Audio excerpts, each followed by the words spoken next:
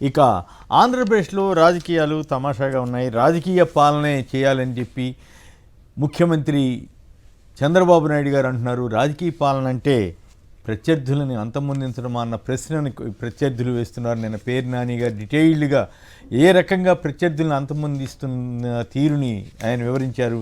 అదే టైంలో మాజీ ముఖ్యమంత్రి వైఎస్ జగన్ తనను అంతమొందించడమే లక్ష్యంగా కూటమి లక్ష్యంగా పనిచేస్తోంది, అందుకే భద్రతను సైతం తగ్గించారు అంటూ ఆయన హైకోర్టుకి వెళ్లాల్సిన పరిస్థితి. ఇదేనా రాజకీయ పాలన అనే ప్రశ్నకి సహజంగానే వస్తోంది. మరోవైపు పేదలకు సేవ, పేదరిక నిర్మూలనే లక్ష్యంగా పనిచేస్తారంటూ తెలుగుదేశం పార్టీ మీడియా వారు చాలా పెద్ద ఎత్తున చంద్రబాబు గారి గురించి, పవన్ కళ్యాణ్ గారి గురించి రాశారు. సంతోషం. నిజంగా అలా జరిగితే ఒకవైపు పేదలకు సంబంధించిన స్కీములను రద్దు చేస్తూ పేదరికమే లేకుండా చేస్తామని చెబుతున్నారు. తాజాగా ఇంటికి వెళ్ళి రేషన్ ఇచ్చేటువంటి వాటిని కూడా రద్దు చేస్తున్నట్లుగా డిక్లేర్ చేశారు.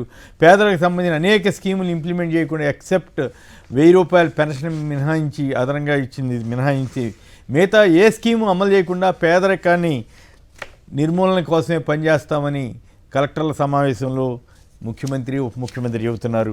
మరి వీటిని ఎట్లా చూడాలి? నిజంగానే వీళ్ళలో చిత్తశుద్ధి ఉందా లేదా? రాజకీయ పరిపాలన అంటే పైకి కబుర్లు చెప్పటమేనా, లేక నిజంగానే చిత్తశుద్ధితో పనిచేయటమా?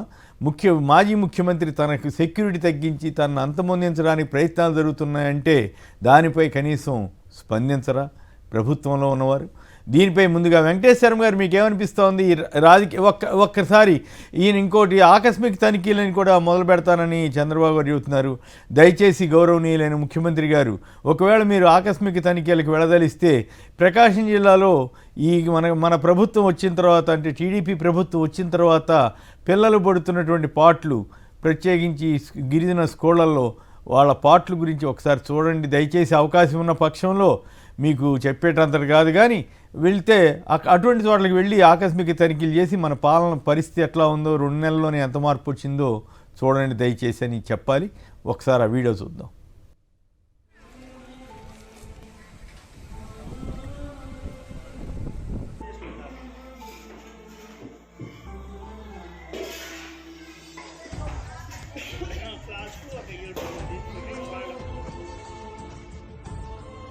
ఇది ఎర్రగొండపాలెం గిరిజన సంక్షేమ గురుకుల విద్యాలయంలో విద్యార్థులకు విద్యాబుద్ధులు నేర్పవలసిన వార్డెన్ దారుణంగా వారి చేత వంట పనులు చేయిస్తున్నాడు. మరి ఆయనకు వచ్చిన ఇబ్బంది ఏమిటో, మరి అక్కడ స్టాఫ్ లేరు లేకపోతే ఏం తెలియదు కానీ. సో దీంతో చదువుకోవాల్సిన విద్యార్థులు వంట మాస్టర్ల అవతారం, అట్లాగే 700 చపాతీలు చేయించారంట. సో రోజు ఇదే పని చేయిస్తున్నారని అంటున్నారు. సో ప్రభుత్వం మీద ఉన్నటువంటి అభిప్రాయం, ఒకప్పుడు స్కూళ్ళకి వెళితే చక్కగా చదువుకోవటానికి, భోజనం చేయడానికి, వీటికి మాత్రమే పరిమితం అయ్యేవాళ్ళు, మిగతా పనులన్నింటికి సపరేట్ సిబ్బంది ఉండేవాళ్ళు. మరి ఏం జరిగిందో ఈ 2 నెలల్లోనే ఎంత మార్పు వచ్చింది పేదరికానికి సంబంధించి. సో ఇటువంటి వాటిని ఆకస్మిక తనిఖీ చేయాల్సిందిగా మనం సూచించేద్దాం. రైట్, శర్మ గారు చెప్పండి. రాజకీయ పరిపాలన అంటున్నారు, మరోవైపు ఏమో మాజీ ముఖ్యమంత్రి గారు నన్ను అంతమొందించడానికే ఇదంతా జరుగుతోందని అంటున్నారు. అలాగే పేదరికం గురించి కూడా చాలా గట్టిగా చెప్తున్నారు చంద్రబాబు గారు. ఇంకోవైపు ఏమో పేదల స్కీములకి వేటికి కూడా మరి ముందుకు తీసుకెళ్ళట్లేదు, మంగళం పాడే పరిస్థితి. వీటి మీద మీ విశ్లేషణ ఏమిటి? మొదటి నుంచి కూడా జగన్ గారు పేదల పక్షపాతి, చంద్రబాబు నాయుడు గారు పెద్దోళ్ల పక్షాన్ని ఉంటారని చెప్పి మొదటి నుంచి అందరికీ తెలిసిందేనండి. ఎప్పుడు ఏదో ఒక ప్రెస్ మీట్ పెట్టి ఆ ప్రెస్ మీట్ లో పేదల గురించి మాట్లాడటం తప్ప కార్యాచరణ ఉద్దేశం ఎప్పుడు కూడా చంద్రబాబు నాయుడు గారు చేసింది లేదు. ప్రత్యక్షంగా చూస్తే మీరు అన్నట్టుగా అన్ని స్కీములు పేదవాళ్ళకి తీసేసి ఒక 1000 రూపాయలది ఒకటే అమలు చేశారు. సూపర్ 6 లో ఏది అమలు చేయలేదు. 1 సంవత్సరం పాటు మన ఆంధ్రప్రదేశ్ ప్రజలకి ఎటువంటి హామీలు కూడా నేను అమలు చేయలేను అని రాష్ట్రంలో ఉన్న పేదలందరినీ 1 సంవత్సరానికి పాటు వెనక్కి తీసుకువెళ్ళిపోయారు ఆయన.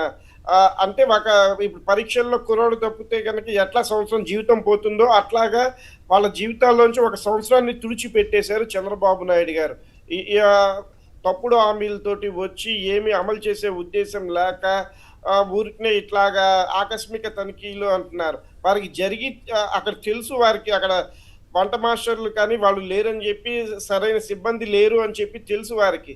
ఇంక వారికి తెలిసిన దాంట్లో వారెళ్ళి ఆకస్మిక తనిఖీ చేసేది వారికి తెలియకుండా జరిగితే అట్లాంటివేదన్నా అప్పుడు ఆకస్మిక తనిఖీలు అని చెప్పి చెప్పచ్చు.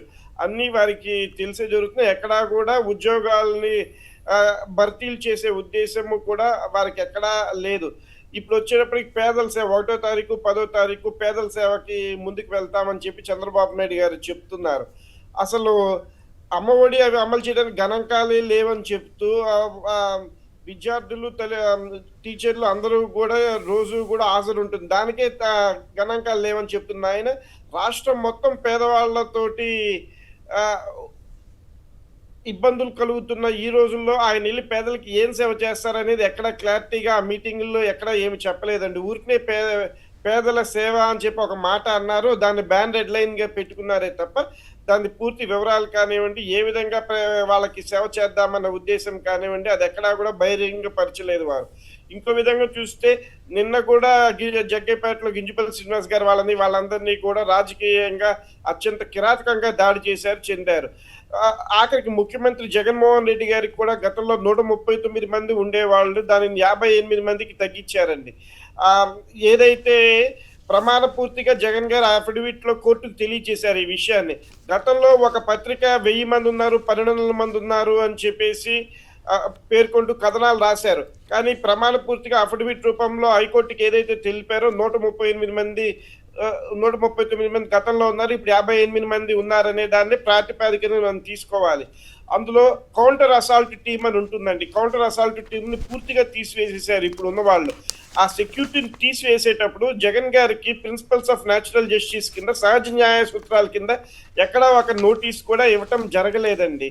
దాన్ని మళ్ళీ ఇంటి దగ్గర, ఆఫీస్ దగ్గర ఉండాల్సిన 16 మంది పోలీసుల్ని కూడా వారు తీసివేయడం జరిగిందండి. గతంలో 5 డ్రైవర్లు ఉండేవాళ్ళు, 5 డ్రైవర్ని తీసేశారు. ఒక డొక్కు పాత సఫారీ కార్ను ఒకటి ఇచ్చి దాని మీద మీరు రాష్ట్రం అంతా పర్యటన చేయాలి, అది తప్ప వేరే వాహనం వాడకూడదు అని చెప్పి పోలీసులు నిరంకుశంగా చెప్పటము, ఆ వాహనం ఏమో అసలు ఆగిపోతే అది డోర్లు ఓపెన్ కాకపోవటం, ఎమర్జెన్సీలో బయటికి వచ్చే అవకాశమే లేకపోవటం, ఈ పూర్తి వివరాలతోటి జగన్ గారు హైకోర్టును ఆశ్రయించడం జరిగింది. ఇంకా మోడీ గారికి కూడా జూన్ 7, 2024 తన భద్రత గురించి పునరుద్ధరించాలని చెప్పేసి ఇక్కడ దాడులు జరుగుతూ నన్ను రాజకీయంగా అంతమొందించడానికే ప్రయత్నిస్తున్నారంటూ కూడా వైవి సుబ్బారెడ్డి గారు కానీ, జగన్మోహన్ రెడ్డి గారు కానీ లేఖలు రాయటం జరిగింది. తన ఏదైతే బుల్లెట్ ప్రూఫ్ వాహనం ఉందో తనకున్న దాన్ని తాను వాడుకుంటాను, దానికన్నా అనుమతించండి అని పోలీసులను అడిగితే మీరు అది వాడటానికి వీల్లేదు అని అన్నారు. వారి కారు వారు వాడుకుంటారంటే వీళ్ళకి వచ్చిన అభ్యంతరం ఏమిటో తెలియదు. దాన్ని కూడా జగన్ గారు హైకోర్టు దృష్టికి తీసుకెళ్ళటం జరిగిందండి. గతంలో జీవి సుబ్బారెడ్డి వర్సెస్ స్టేట్ ఆఫ్ ఏపీలో హైకోర్టు ఇట్లాంటి పరిణామాలే ఎదురైనప్పుడు ఎట్లా భద్రత ఇవ్వాలి ఏంటని దానికి ఖచ్చితమైన జడ్జిమెంట్ ఇస్తూ దాని ప్రకారం భద్రత GORT 655/1997 పాస్ చేశారండి. దాని ప్రకారమే ఇప్పటికీ అధికారంలో ఉన్న, ప్రతిపక్షంలో ఉన్న నాయకులకు కానివ్వండి, ఇతర ఎవరన్నా ప్రాణాపాయం ఉంది మాకు భద్రత కావాలని కోరుకుంటే ఆ జడ్జిమెంట్ ఈ GO ప్రకారం వాళ్ళందరికీ కూడా భద్రత కలిగించడం జరుగుతోంది. ఇప్పుడు అవన్నీ తొంగలో తొక్కి చంద్రబాబు నాయుడు గారు అటు ప్రతిపక్ష హోదాను ఇవ్వకుండా ఓన్లీ 2+2 జగన్ గారికి ఇవ్వటం జరిగింది. ఇవ్వటం జరిగి ఎక్కడా కూడా వారికి సరైన భద్రతా పరిణామాలు పాటించకపోవడంతో ఇంకా వేరే దారి లేక జగన్మోహన్ రెడ్డి గారు న్యాయాన్ని ఆశ్రయిస్తూ హైకోర్టుకి వెళ్ళారండి. అందులో వారు ఖచ్చితంగా పేర్కొన్నారు, నన్ను రాజకీయంగా అంతమొందించడానికి ఇంత సెక్యూరిటీ తగ్గించారు, రాష్ట్రం మొత్తం మీద ఎట్లాంటి దాడులు జరుగుతున్నాయో మా పార్టీ వాళ్ళ మీద తెలుసు, ఆఖరి కోర్టు ఆర్డర్లు ఉన్నా సరే బిల్డింగ్లు పడగొట్టేస్తున్నారు వైఎస్ఆర్సీపీ వాళ్ళవి. అంటే దాన్నేనా రాజకీయ పాలన అనేది? దాన్నేనా రాజకీయ పాలన, మేము రాజకీయ పాలన చేస్తామని చంద్రబాబు గారు అంత ధైర్యంగా చెబుతున్నారంటే రాజకీయ పాలనలో ఇది కూడా ఒక భాగంగానే చూడాలా? తర్వాత రాజధానిలో పేదలకు ఇచ్చిన ఇళ్ల స్థలాలు రద్దు, ఇంటింటికి రేషన్ సరుకులు డోర్ డెలివరీ రద్దు, ఇసుక వ్యయం 5 రెట్లు పెరిగిందంట. నిన్న ప్రజాశక్తిలో పెద్ద వార్త వచ్చింది. సచివాలయంలోని బుకింగు రవాణా ఛార్జీలు చెల్లింపు గతంలో. సో ఇట్లాంటివన్నీ కూడా మరి రాజకీయ పరిపాలన కిందే చూడాల్సి వస్తుందా? అవునండి. మరి అంతా గూడా ఇసుకంతా తెలంగాణకి అమ్ముకుంటున్నారు కాబట్టి ఇసుక వ్యయం పెరుగుతుంది. ఇతర రాష్ట్రాలకి ఇసుకని ఇక్కడి నుంచి యథేచ్ఛగా తరలిస్తున్నారు. అది ఇక్కడ వాడుతున్నట్టుగా అటు తరలించి డబ్బు సొమ్ము చేసుకుంటున్నారండి. 2,00,000 టన్నుల ఇసుక గూడా వీళ్ళు టీడీపీ వాళ్ళు మాయం చేశారని జెప్పేసి ఆరోపణలొచ్చినాయి. ఇప్పటిదాకా మాట్లాడిన దాఖలాలే లేవు. ఇట్లా కోర్టు చెప్పిన 40 లక్షల తీర్పుల్ని టన్నులు. పాటించకుండా, చేయకుండా రాజకీయంగా ముందుకు వెళ్ళటమే రాజకీయ పాలనండి. కోర్టులకు ఎక్కడా గౌరవం ఇవ్వకుండా ఉండటమే రాజకీయ పాలన. 25 మంది మీద ఉన్న case TDP party office case 200 మందిని 225 మందిని పెట్టే ఆలోచనతోటి ఎవరిని పెడితే వాళ్ళని పెడితే కోర్టు రిమాండ్లు రిజెక్ట్ చేస్తున్న వీరు ఇంకా దాని మీద చర్యలు తీసుకోకుండా చెందకుండా అదే పనిగా అమాయకులందరినీ కేసుల్లో ఇరికించడం చేయటమే రాజకీయ పాలన అండి. అట్లా కాకుండా ప్రజల కోసం పాలన అయితే ఈ కక్షపూర్తి రాజకీయాలు ఆపేసి చక్కగా ప్రజలకి ఏం కావాలో చూడొచ్చు. ఇక్కడ అన్ని పథకాలు రద్దు చేయటము, కొత్త పథకాలు వాళ్ళు హామీలు ఇచ్చిన అమలు చేయకపోవటమే రాజకీయ పాలన.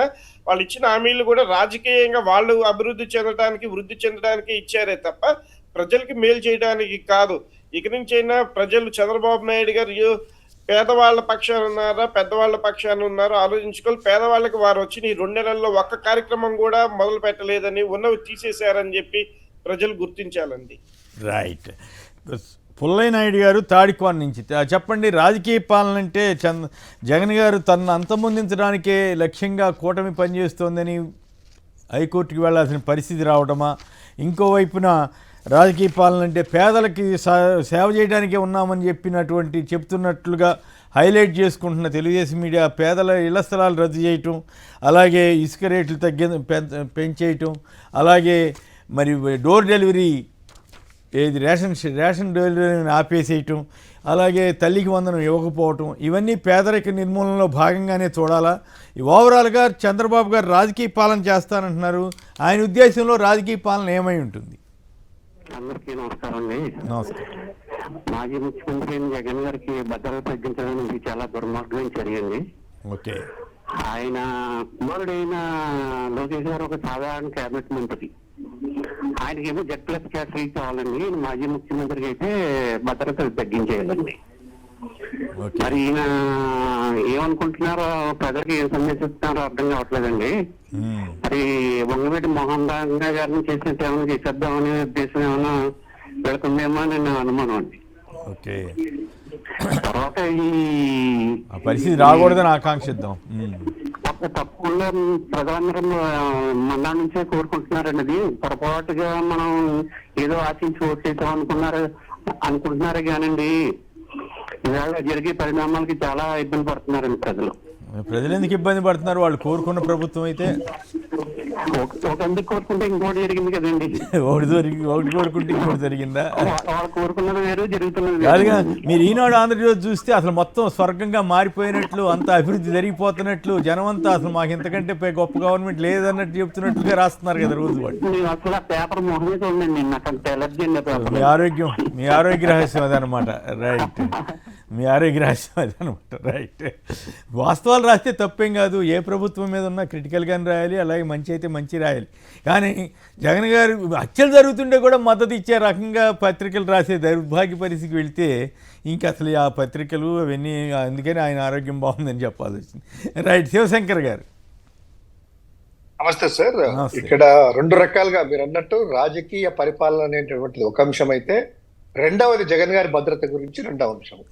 ముఖ్యంగా ఇప్పుడు రాజకీయ పరిపాలన మీరు చూసుకున్నట్లయితే ఆయన చక్కగానే చెప్తున్నాడు. రాజకీయ పరిపాలన అంటే ఇతర ఏ రాజకీయ పార్టీలను, ప్రతిపక్షాలని బతకనీయకూడదు, నేను నా కూటమి మాత్రమే ఉండాలి. ఈ రాష్ట్రంలో ఎవరైనా కూడాను వైఎస్ఆర్సీపీ కార్యకర్తలు కానీ, నాయకులు కానీ, లేకపోతే ప్రజలు కూడాను మా ప్రభుత్వం పట్ల ఏదైనా కూడా వ్యతిరేకత వ్యక్తం చేసినా, అసహనం వ్యక్తం చేసినా కూడాను మీకు జరగబోయేటువంటిది పరిణామాలు ఇవి అని ఎప్పుడైతే జూన్ 4వ తారీఖున ఎన్నిక వాళ్ళు అయినప్పటి నుంచి ఈ రోజు వరకు చూస్తున్నాం. ఎక్కడ సార్ నార్మల్ గా కాదు, ఒక హత్యాకాండలు, చిన్నపిల్లల మీద, బాలికల మీద రేపు హత్యాయత్నాలు, అత్యాచారాలు ఇన్ని జరుగుతున్నా కూడాను ప్రభుత్వ ఆస్తుల ధ్వంసము, దాదాపు ప్రభుత్వ ఆస్తుల సచివాలయ వ్యవస్థలు ఎలా ధ్వంసం చేశారనేటువంటిది కూడా మనం చూసాం. ఎక్కడా కూడాను హోంమంత్రి గారు కానీ, లేదా ఉప ముఖ్యమంత్రి గారు కానీ ఎక్కడా కూడా వాళ్ళు విజిట్ చేసినటువంటి దాఖలాలు కానీ దాని మీద ఏమన్నంటే లిస్ట్ ఇవ్వండి అంటే మీరు హోంశాఖ మంత్రి కదా, ప్రభుత్వంలో మీరున్నారా లేకపోతే కనుక మీరు ప్రతిపక్షంలో ఉన్నారా? మీకు లిస్ట్ ఇవ్వడం ఏంటి? జరిగేటువంటి కూడా పుంకాలుగా ఆ ప్రజాశక్తి దగ్గర నుంచి ఆంధ్రప్రభ ఎటు మీ పత్రికల్లో వేరు కాబట్టి ఇవన్నీ కూడా చూస్తున్నారు. అంటే వాళ్ళ పత్రికల్లో కాదు ఈనాడు ఆంధ్రజ్యోతిలో వేసేంత వరకు సాక్ష్యం లేనట్లే లెక్క, మర్డర్ జరిగినా సరే జరగనట్లే లెక్కేమో వాళ్ళ లెక్కలు. ఖచ్చితంగా మీరు అన్నట్టు సాక్ష్యాధారాలు ఏంటంటే ఈనాడు పత్రికలో వచ్చినట్టు, ఎందుకంటే వాళ్ళ పరిపాలన అంతా కూడాను ఆంధ్రజ్యోతిలో ఒక వార్త వస్తే, ఈనాడులో ఒక వార్త వస్తే నెక్స్ట్ డే ముఖ్యమంత్రి దగ్గర నుంచి ఉప ముఖ్యమంత్రి వరకు దాని గురించే మొత్తం అంతా కూడా మాట్లాడడము, వాళ్ళ సోషల్ మీడియా కూడా దాని అమ్మడి తిరగడము, ఐటీడీపీ అంతా ఇలా చేస్తా ఉన్నారు. సరే ఒకటి మీరు రాజకీయ కక్ష సాధింపులు ఎంత చేసినా కూడాను ప్రజలకు ఏదైతే మీరు హామీ ఇచ్చారో ఆ హామీలు నెరవేర్చమని మేము కోరుకుంటున్నాము. రెండవది జగన్ గారికి భద్రత గురించి చూద్దాం సార్. జగన్ గారి భద్రత వాళ్ళు చాలా సింపుల్ గా అవహేళనగా హేళనగా ఎంత ఎటకారంగా వాళ్ళు చెప్పినా ఒక ఎమ్మెల్యేకు ఉండేటువంటి భద్రత, జగన్ గారు ఎమ్మెల్యే కదా అంటే వాళ్ళ యొక్క ఆలోచన విధానం, వాళ్ళ official page Telugu Desam party official Twitter లో హ్యాండిల్లో అఫీషియల్ ఫేస్బుక్ లో ఇందాక చూస్తే ఒక ఎమ్మెల్యే, సాధారణ ఎమ్మెల్యేలనే జగను ఆయనకు ఇంకా భద్రత ఇచ్చాము అంటే వాడు అనేటువంటి పదాలతో ఇచ్చాము అంటే ఎందుకు సార్ వీళ్ళు ఎవరిని మోసం చేస్తున్నారు, ఏం మాట్లాడుతున్నారు? ఆయన సాధారణ ఎమ్మెల్యే ఎందుకు అవుతాడు సార్? ఒక మాజీ ముఖ్యమంత్రి గారు, ఒక రాష్ట్ర పార్టీకి అధ్యక్షుడు, 40% ఓట్లు మీరందరూ కలిసి వచ్చినా కూడాను, మోసాలతో వచ్చినా కూడాను 40% మంది ప్రజలు ఆయనకు ఓటేసేసి ఆయనకు మీరు టెక్నికల్ గా ప్రతిపక్ష హోదా ఇవ్వకపోవచ్చేమో కానీ మీ పార్ట్నర్స్ లో భారతీయ జనతా పార్టీ కంటే జనసేన కంటే మీ ఓట్లలో దాదాపు 80% వరకు మాకు వచ్చాయి. మీకు వచ్చినటువంటి ఓట్లలో అంటే ప్రతిపక్ష హోదా అనేటువంటిది ప్రజలు ఎప్పుడో ఇచ్చారు, మీరు టెక్నికల్ గా అడ్డు పెట్టుకొని చేయాల్సిన అవసరం లేదు. ఇంకా రెండవది వాళ్ళ యొక్క మాటలు భద్రత కుదింపు చూస్తుంటే సార్ నిజంగా ఇందాక కాలం చెప్పినట్టు మేము ఒక నాయకులుగా క్యాడర్ కార్యకర్తలుగా మేము మాట్లాడకూడదు, కానీ అటువంటి భయోందోళన పరిస్థితులు మాత్రం కనిపిస్తున్నాయి సమీపంలో. ఎందుకు ఇలా చెప్తున్నామంటే నేను మాజీ ముఖ్యమంత్రి గారు ఆ లేఖ కూడా మీరు గమనించినట్లయితే సార్, అదేవిధంగా వాళ్ళ యొక్క పరిణామాలు చూడండి. 1 year నుంచి జగన్ గారి మీద ఏ విధంగా చేస్తున్నారు. అదేవిధంగా ఇప్పుడు ఈ రోజు స్పీకర్ స్థానంలో ఉన్నటువంటి వ్యక్తి ఎమ్మెల్యేగా నెగ్గిన తర్వాత ఇంటర్నల్ గా మీటింగ్ లో వీడియోలు కూడా సాక్ష్యాలు వచ్చాయి. ఇంకా సావలేదు జగన్ గాడు, కొట్టి సంపాలా, అప్పటి వరకు లేదు వాళ్ళకి రెడ్లన్నా అండగా ఉన్నారు అనేటువంటిది ఎటువంటి సందేహాలు ఇస్తున్నారు? సాక్షాత్ ఈరోజు స్పీకర్ స్థానంలో కూర్చున్నటువంటి వ్యక్తి ఇది కాదు అని ఎవరన్నా కూడా దీన్ని ఖండించారా? ఇది ఎడిటెడ్ మోడల్ కాదు కదా, ఎడిట్ చేసింది కాదు కదా. అంటే వాళ్ళకు ఉన్నటువంటి వాళ్ళ నాయకులకి అధినాయకత్వానికి ఉన్నటువంటి కక్ష, జగన్ గారి పట్ల వాళ్ళకు ఉన్నటువంటి అసూయ ద్వేషము ఇవన్నీ కూడా చూసినట్లయితే సాధారణ కార్యకర్తలు వాళ్ళ కార్యకర్తగా నాయకులు కానీ రెచ్చగొట్టి జగన్ గారిని ఎక్కడెక్కడ అడ్డుకోండి, జగన్ గారిని ఏదో ఒకటి చేయండి అనేటువంటి ఉద్దేశంతో వాళ్ళకు సహకరిస్తున్నట్టుగా మీరు భద్రత కూడా రిమూవ్ చేశారు. ఈ రోజు పేరుకే సార్ Z+ ఇస్తున్నాం కదా అని వాళ్ళు అంటున్నారు కదా, పేరుకే Z+ లో ఏదేది ఉన్నాయో, ఏమేమి కాంపోనెంట్స్ వస్తాయో, ఎంతమంది మెన్లు వస్తుంది, ఎంతమంది వెపన్స్ వస్తాయి అన్ని కూడా ఇవ్వాలి కదా. ఇంకోటి నిజంగా సార్ ఎంత అబద్ధాలు, ఎంత దుర్మార్గం అంటే ఆ యొక్క వెబ్ హ్యాండిల్లో అఫీషియల్ పేజ్ లో వాళ్ళు పెడతారు 2 ల్యాండ్ క్రూజర్లు జగన్ గారికి ఇచ్చామంటారు. ఎంత దుర్మార్గం సార్. ఒక పాత సఫారీ 14 ఏళ్ల నుంచి చంద్రబాబు నాయుడు గారు వాడి పక్కన పెట్టినటువంటి పాత సఫారీ కారిస్తే వినుకొండకి రషీద్ అనేటువంటి వ్యక్తిని కిరాతకంగా చంపిన తర్వాత పరామర్శకు వెళ్తుంటే ఆ రోజు నేను కూడా ఉన్నాను సార్. ఆ కారులో లోపల ఏసీ రాలేదు, బయట చినుకులు పడుతున్నాయి. ఏసీ రాలేదు, చినుకులు పడినప్పుడు ఏమవుతుందంటే ఒక పొగమంచులాగా అద్దాలన్నీ కూడాను కమ్మేస్తాయి. ఆ హ్యూమిడిటీ అనేటువంటి క్రియేట్ అవుతాయి. డ్రైవర్ కు చూడడానికి కానీ ముందుకెళ్ళడానికి కూడా అత్యంత ప్రమాదకరం. సరే నేను ఆపేసిన తర్వాత డోర్లు లోపల నుంచి తీయడానికి చూస్తే 2 మనుషులు బట్టి వెనకాల డోర్లు అయితే ఇట్లా గట్టిగా తంతే గానీ డోర్లు ఊడి రాలేదు. అటువంటి కారు ఇచ్చి వెనకాల అన్ని కూడా ఇది ఉంటాయి కదా సార్, మడ్గాలు అవన్నీ కూడాను అన్ని ఊడిపోయి ఉన్నాయి. అటువంటి కారు ఇచ్చేసేసి మీరు ఏం సందేశం పంపాలనుకుంటున్నారు? ఎందుకు మీకు అంత కక్ష? మీ యొక్క టీడీపీ ఆ పార్టీ నుంచి కాదు కదా, రాజ్యాంగబద్ధంగా న్యాయపరంగా మాజీ ముఖ్యమంత్రి గారికి ఆయన యొక్క థ్రెట్ దృష్టిలో పెట్టుకొని ఎస్ఆర్సీ నివేదికను బట్టి ఇవ్వాలి. ఆ ఎస్ఆర్సీ నివేదిక sir, SRC security revision committee అనేటువంటిది నడుస్తూ ఉంటది. ఎస్ఆర్సీ నివేదిక ఇంతవరకు జగన్ గారికి ఇవ్వలేదు. ఒకవేళ భద్రతను తొలగించేటప్పుడైనా కూడాను వాళ్ళు ఒక ఇంటిమేషన్ ఇచ్చేసి తొలగించాలి. సడన్ గా తొలగించేసి ఈ రోజు ప్రైవేట్ వాహనంలో అయినా వెళ్దాము ఒకటి అంటే ఆ ప్రైవేట్ వాహనానికి కూడాను అనుమతి ఇవ్వము, మేము ఇచ్చినటువంటి వాహనాలను వాడాలి అంటారు. తర్వాత పార్టీ ఆఫీస్ దగ్గర సార్ ఇది రాజకీయ పార్టీ, మీలాంటి వేరే లాంటి చిన్న చిన్న చిటికా పార్టీ కాదు. ఒకసారి అధికారంలోకి వచ్చింది, ఒకసారి 2 సార్లు ప్రతిపక్షంలో ఉన్న పార్టీ, 40% ఓట్లు ఇచ్చిన పార్టీ, ఇంత వ్యవస్థ యంత్రాంగం ఉన్నటువంటి రాజకీయ పార్టీ కార్యాలయానికి ఇద్దరు గార్డులు, పోలీసులు కూడా కాదు, గార్డులు, హోంగార్డులు. ఇది అసలు ఎవరు కంట్రోల్ చేస్తారు? మన జగన్ గారిని అయితే కనుక లోపలికి వెళ్ళేసి ఆ యొక్క కార్యాలయంలో కలుస్తా ఉంటే కొంతమందిని నాయకుల్ని, కార్యకర్తల్ని మూకమ్మడిగా జనాలు వచ్చేసి లోపలికి వచ్చేసేసి వాళ్ళే వీడియోలు తీసేసి జగన్ గారిని కలవలేదు, జగన్ గారిని కలిస్తే కనుక చేయడానికి జగన్ కలిస్తే కనుక కొట్టి పంపించారు అంటే ఏ సందేశం పంపాలనుకుంటారు? ఏ ప్లాన్ వేస్తున్నారు మీరు? ఎందుకు ఇలా? ఇవన్నీ కూడాను పూర్తిగా హైకోర్టు, సెంట్రల్ గవర్నమెంట్ కూడా రాశారు సార్. కేంద్ర హోంశాఖ మంత్రితో కూడాను ఈ యొక్క భద్రత గురించి కుదించారు. ఈ యొక్క రాజకీయ పార్టీగా మేము నడుపుతున్నాము. మాజీ ముఖ్యమంత్రి, నేను తరచూ ప్రజల్లోకి వెళ్తాను. నాకు ఇంతకుముందు జరిగినటువంటి 2 ఇన్సిడెంట్లు కూడా అందులో మెన్షన్ చేశాము. వైజాగ్ ఎయిర్పోర్ట్ లో జరిగినటువంటి ఆ యొక్క అత్యాయత్తము, తర్వాత ముఖ్యమంత్రిగా ఉన్నప్పుడు ఆ యొక్క విజయవాడ పట్టణంలో జరిగినటువంటి ఆ యొక్క రాయి ఘటన కూడా పెట్టుకొని ఎస్ఆర్సి ఎక్కడైనా కూడాను సెక్యూరిటీ రిజర్వ్ కమిటీ ఇవన్నీ కూడాను థ్రెట్ చూసుకొని మెన్ను కేటాయించాలి. అలా కాకుండా ఇష్టం వచ్చినట్లు చంద్రబాబు గారు, హోంశాఖ మంత్రి గారు, మీ చేతిలో గవర్నమెంట్ ఉందని ఈ యొక్క ఒక వ్యక్తి ప్రాణాలతో చెలగాటమనేటువంటి హక్కు ఎవరికి కూడా మన యొక్క రాజ్యాంగంలో ఎవరికి లేదు సార్. జీవించే హక్కు, స్వేచ్ఛగా తిరిగే హక్కు, మన యొక్క ప్రాణాలను కాపాడుకునే హక్కు రాజ్యాంగంలో ప్రతి ఒక్క వ్యక్తికి ఉంటాయి. ఒక మాజీ ముఖ్యమంత్రి అయినటువంటి వ్యక్తిని మీరు ఈ విధంగా మీరు ఎంత హింసించాలనుకున్నా కూడాను ఖచ్చితంగా అది రివోల్ట్ అవుతుంది తప్ప దాంతో మీరు మానసిక ఆనందం పొందుతారు తప్ప ఏది రాదు. మీరు చాలా సంయమనం పాటిస్తున్నట్లు లెక్క. అప్పట్లో మీకు గుర్తుందా, శ్రీలంకలో ఒక ఇన్సిడెంట్ జరిగితే, పెద్ద గందరగోళం జరిగితే, అధ్యక్ష భవనం ఆక్రమిస్తే ఇంకేముంది, ఆంధ్రప్రదేశ్ కూడా శ్రీలంక అయిపోయిందని అసలు శాంతం జరిగిందో జరగకముందే ప్రచారం చేశారు. మీరు అట్లాంటి దిక్మాలిన ఆలోచనలు చేయకుండా ఇప్పుడు బంగ్లాదేశ్లో నిన్నంత జరిగితే కూడా దానికి ఏపీకి లింక్ పెట్టో లేకపోతే ఏదో రకంగా కనెక్షన్ పెట్టి మాట్లాడటం అట్లాంటివి చేయకుండా ఉండటం అనేది అది మిమ్మల్ని అభినందించాలి. అదే ఈ పాటికి ఈనాడు, ఆంధ్రజ్యోతి, తెలుగుదేశం వాళ్ళు అయితే ఈ పాటికి జగన్ గారు ముఖ్యమంత్రిగా ఉండుంటే ఇంకేముంది బంగ్లాదేశ్ లాగా అయిపోయింది అని ప్రచారం చేసి ఉండేవాళ్ళు. ఆ తేడా అయితే నాకు కనపడతా ఉంది. అంతవరకు మంచిదే. మీరు అన్నట్లు ప్రజాస్వామ్యబద్ధంగా మా అధ్యక్షుల వారు కూడాను ప్రజాస్వామ్యబద్ధంగా ప్రతి ఒక్క పోరాటాలు మనం ఎంచుకుందాం. కానీ ఏదో ఇట్లాంటి మీరు అన్నట్టు మీరు 100% బంగ్లాదేశ్ తీసుకొని వచ్చి మేము అధికారంలో ఉన్నట్టే మాత్రము నిరంకుశాన్ని నియంత్రణ కూల్చారు, చూడండి పారిపోయింది, జగన్ గారు పారిపోతారు, మేము కూడా ఇట్లా చంద్రబాబు నాయుడు గారు పారిపోతారు. మీరు అన్నట్టు ఒక పుంకాలుగా ఆంధ్రప్రదేశ్ దగ్గర నుంచి ఒక కథనాలు రాసుకొనేసి ఒక సీక్వెన్స్ అల్లి ప్రజల మీద అల్లినేవారు. ఒకటి సార్, రాజకీయ పాలన గురించి ఒక ముగిస్తాను. రాజకీయ పాలన అంటే సార్ వాళ్ళు చేసేది ఈ యొక్క పేదల యొక్క సంక్షేమమే, అభివృద్ధి వాళ్ళకు ధ్యేయంగా అనేటువంటిది ఈనాడులో చక్కగా రాశారు కదా. ఈ రోజు ఎంతమంది పేద ప్రజలు డ్రాప్ అవుట్లు అవుతున్నాయి, ఎంతమంది రైతులు దుక్కి దున్నుకొని ఇతరం వేసుకోవడానికి ఎదురు చూస్తా ఉన్నారు. మీరు చెప్పినటువంటి 20,000 అయినా పోకుండా కూడా అమ్మఒడికి అనేటువంటిది మేము గతంలో ఇచ్చిన ఒకరికి మేము ఇచ్చిందని ఈ రోజు 2 అన్నారు కదా. కనీసం అంటే ఈ రోజు ప్రజలు ఎలా అనుకున్నారంటే జగన్ గారు ఉంటే కనుక మాకు అమ్మఒడి ఒకరికి వచ్చింది. అయితే ఒక ఇంట్రెస్టింగ్ థింగ్ ఏంటంటే, మామూలుగా అయితే ప్రభుత్వాలు ప్రతిరోజు పేదల సేవలో ఉంటామని చెప్తారు.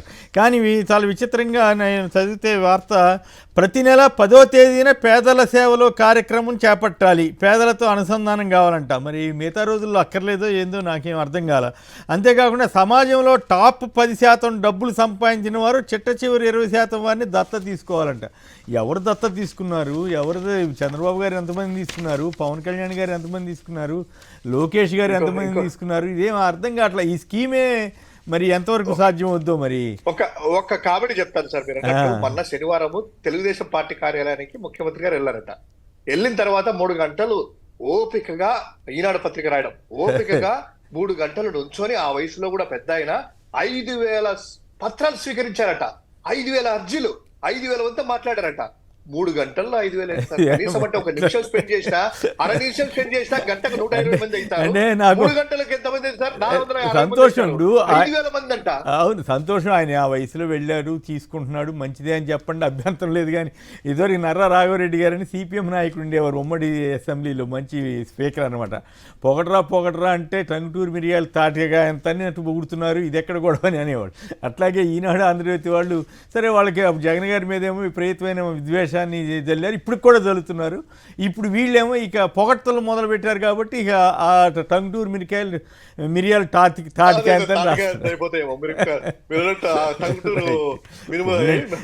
వాళ్ళకి అవకాశం వచ్చింది, వాళ్ళ ఇష్టం, వాళ్ళ అదే పత్రిక, అదే వ్యవహారం అనుకోవాలి. రైట్. కృష్ణారెడ్డి గారు గుంటూరు నుంచి. కృష్ణారెడ్డి గారు చెప్పండి, మీరు ఏమంటారు? ప్రతి నెల 10వ తారీఖున పేదల సేవలో చేస్తారట, మరి మిగతా రోజుల్లో ఎవరు చేయాలి? 10% మంది పేదవాళ్ళు డబ్బులు సంపాదించిన 10% మంది అట్టడుగు ఉన్నటువంటి 20% మందిని ఆదుకునే స్కీమ్ మీద పెడుతున్నారంట చంద్రబాబు గారు. బాగానే ఉంటుందా?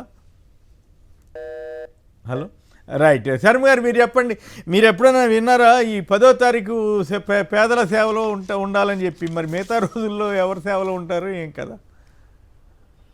అవన్నీ కూడా చంద్రబాబు నాయుడు గారు చెప్పే ఏ పథకమైనా ఏ కార్యాచరణ అయినా ఓన్లీ పేపర్లకి, ఈనాడుకిను ఆంధ్రజ్యోతికి ఒక వార్త కింద ఉంటుందే తప్ప అది అమలు పరచడం అనేది అసాధ్యమైనటువంటివే మాట్లాడతారండి వారు.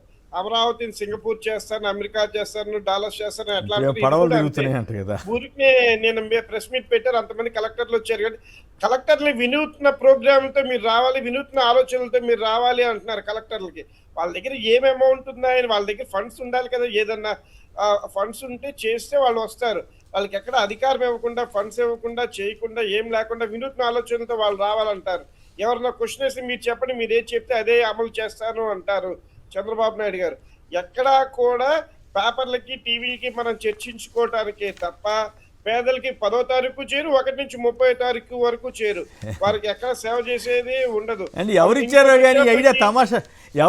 కానీ ఐడియా తమాషాగా ఉండేది. జగన్ గారు ఏమో నిత్యం పేదలు పేదలు పేదలని ఆయన పాపం పలవరించి నానా తంటాలు పడి చివరికి ఆయన దెబ్బతిన్నాడు.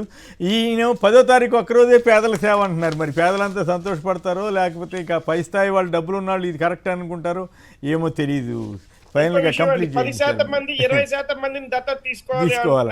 అంటే ఇంకా ఐటీ రిటర్న్స్ వేసే మాలాంటి అందరినీ నిర్బంధించి, ఇగో నువ్వు ఇంత ఐటీ రిటర్న్స్ వేసావు, నీ దాని ప్రకారం ఇంత మందిని దత్తత తీసుకో అని చెప్పేసి కొత్త చట్టమైనా తీసుకొస్తారు. ఏంటో ఇక నుంచి ఐటీ రిటర్న్స్ వేసే వాళ్ళు కూడా తగ్గిపోతారు చంద్రబాబు నాయుడు గారి దెబ్బకి. ఈ ఐటీ రిటర్న్స్ అనేవి చేస్తుంటే ఇతను దత్తత కార్యక్రమాలు మొదలు పెడుతున్నాడు, మన ఆస్తులు దోచి పెడతారు అని చెప్పేసి అనుకుండి బతుకు తెరువు కోసమే తప్ప పేద ప్రజల్ని ఆదుకోవటానికి, చేయడానికి సంపాదించే అంత ఐటీ రిటర్న్స్ వేసే వాళ్ళకి ఎవరికి ఉండదు. 10% మంది అంటే అసలు కాదు. ఆ 10% మందిలో ఇప్పుడు గౌరవ తెలుగుదేశం పార్టీ శాసనసభ్యులు, మంత్రులు, ముఖ్యమంత్రులు, ఉప ముఖ్యమంత్రులు అంతా ఉండుంటారు కదా. వాళ్ళు మేము ఇదిగో ఇది అమలు చేసాము, ఇట్లా ఈ రకంగా మేము ఎంతమందిని డెవలప్ చేసాము, వాళ్ళకి ఇంత ఆర్థిక సాయం చేసామని చెప్పి చేస్తే జనానికి ఓహో ఆదర్శంగా ఉంటుంది. ఆ పాయింట్ ఎక్కడ చెప్తున్నట్టుగా నాకు కనపడలా. మరి ఆయన ఉద్దేశం మిగతా పార్టీ తెలుగుదేశం వాళ్ళు తప్ప మిగతా వాళ్ళందరూ చేయాలనో ఏం పాడో. లాస్ట్ కొమ్మినేని గారు అసలు రాష్ట్రం మొత్తం మీద ఐటీ రిటర్న్స్ వేసే వాళ్ళే 40 లక్షల మంది ఉంటారేమో. అంటే 4 కోట్ల మందిలో 40 లక్షల మంది ఐటీ రిటర్న్స్ వేసే వాళ్ళు ఉంటే ఆ 10 మందిని నువ్వు ఇంత మందిని దత్త తీసుకోమంటే ఇక నుంచి ఐటీ రిటర్న్స్ వేయటం కూడా ఆపేస్తారు చంద్రబాబు నాయుడు గారు పాలన. అట్లా కుదురుతులే కానీ. రైట్. శివశంకర్ గారు మీరేమన్నా దత్త తీసుకుంటారా? 10% మీరు ఆ 10% మందిలో ఉన్నారా? ఫైనల్గా ఒక మాటలో చెప్పండి సార్. ఈ దత్తత తీసుకొని ఏమీ అవసరం లేదు సార్. ఈ రాష్ట్రంలో ప్రజలు వారి కాళ్ళ మీద వాళ్ళు నిలబడుకునేటువంటి శక్తి జగన్ గారు ఇచ్చారు. ఏదైతే తోపుడు బండ్ల దగ్గర నుంచి చిన్న చిన్న పనిముట్లు వహించుకునే వాళ్ళ వరకు, వాళ్ళ కూడా కూరగాయలు అమ్మే వాళ్ళకు కూడాను వాళ్ళ కాళ్ళ మీద వాళ్ళు ఆధారపడే విధంగా ఎవరి మీద వాళ్ళు వెళ్లకుండా, ఎవరి దయాదాక్షిణ్యాలు లేకుండా వాళ్ళు స్వతంత్రంగా బతికేటట్టు జగన్ గారు చేశారు. ఆయన చేసినటువంటి పథకాలు మీరు సూపర్ 6 సక్రమంగా అమలు చేస్తే ఎవరికి కూడా అవసరం లేదు. ఎవరు దత్తకెళ్ళేసి వాళ్ళు ఎవరికి దేహీయరాల్సినటువంటి ప్రజలు రాష్ట్రంలో అవసరం లేదు. 5 సంవత్సరాలు వాళ్ళ కాళ్ళ మీద వాళ్ళు నిలబడ్డారు. మీరు చెప్పినటువంటి సూపర్ 6 అమలు చేయాలనేటువంటిది కోరుకుంటున్నాం. చూద్దాం. ప్రతి 10వ తారీఖు పేదల సేవ అంటే మరి మిగతా రోజుల్లో ఎట్లా జరిగితే ఏం కదా. మరి 10% మందిలో తెలుగుదేశం నాయకులు వాళ్ళందరూ కూడా అచ్చంగా అదే పనిలో ఉంటారా? పేదలని దత్తత తీసుకుని అభివృద్ధి చేసే వచ్చి నిజంగా చిత్తశుద్ధితో చేస్తే మనం అభినందించాల్సిందే, దాంట్లో తప్పేం లేదు. కానీ బట్ అది ఎట్లా జరుగుద్ది అనేది ఎప్పటి నుంచో చెబుతున్నాడు ఆయన. ఏం జరుగుతుందో చూద్దాం.